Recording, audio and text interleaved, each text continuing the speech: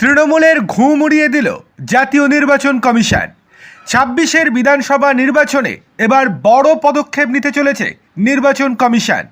কী পদক্ষেপ, চলুন বিস্তারিত দেখে নেওয়া যাক। তার আগে আপনাদেরকে অনুরোধ, ভিডিওটি ভালো লেগে থাকলে লাইক, কমেন্ট, শেয়ার এবং সাবস্ক্রাইব করতে একদম ভুলবেন না। চলে আসি বিস্তারিত খবরে। বারংবার অভিযোগ উঠেছে বিরোধী দলের তরফ থেকে, এমনকি দুদিন আগেও দিলীপ ঘোষ জানিয়েছিলেন বাইরে অর্থাৎ বুথের বাইরে কেন্দ্রীয় বাহিনী মোতায়েন করা থাকে আর বুথের ভেতরে অবাধে চলে ছাপ্পা। এবার সেই নিয়েই আজকে মিটিংয়ে বসতে চলেছে জাতীয় নির্বাচন কমিশন।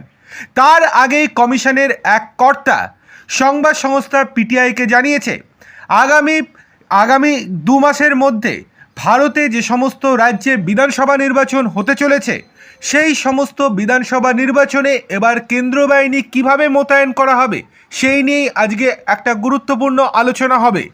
সেই আলোচনার মূল বিষয়বস্তু হবে কেন্দ্রীয় বাহিনী কি বুথের বাইরে থাকবে নাকি কেন্দ্রীয় বাহিনী এবার থেকে বুথের ভেতরে পাহারা দেবে। পিটিআইকে দেওয়া সাক্ষাৎকারে ওই আধিকারিক আরও জানিয়েছেন, আমরা প্রত্যেকেই চাই যাতে ছাপ্পা বন্ধ হোক। ছাপ্পা বন্ধের জন্য বুথের ভেতরে যদি সম্ভব হয় আমরা একজন জওয়ানকে রাখার চেষ্টা করব, যাতে সে সব সময় নজরদারি রাখতে পারে কি হচ্ছে সেখানে, যাতে কোনো রকম ছাপ্পা না হয়। তার জন্যই আমরা এই ব্যবস্থা ঠিক করছি। তবে সেটা এখনও আলোচনার মধ্যে রয়েছে, আজকে বিকেলের পর পুরোটা পরিষ্কার হয়ে যাবে।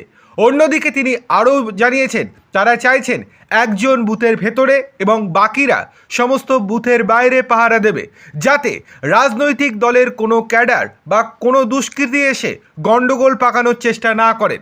দেখার বিষয় এই যে আজের বিকেলে যে মেগা বৈঠক রয়েছে দিল্লিতে, সেখানে ঠিক কী সিদ্ধান্ত নেওয়া হয়। যদি বুথের ভেতরে একজন করে কেন্দ্রীয় বাহিনীর কোনো সেনা থাকেন তাহলে সেটা খুবই ভালো একটা দিক হতে চলেছে। সবচেয়ে ট্রেন্ডিং ডিজাইনগুলো পাচ্ছেন একদম হোম ডেলিভারিতে। স্টাইল আর কমফোর্ট দুটোরই পারফেক্ট মিশ্রণ। সব ধরনের শাড়ি এক জায়গায়। আপনার পছন্দের শাড়িটি বেছে নিন বেঙ্গল লুম শাড়িজ থেকে। এখনই হোয়াটসঅ্যাপ করুন 8372974066।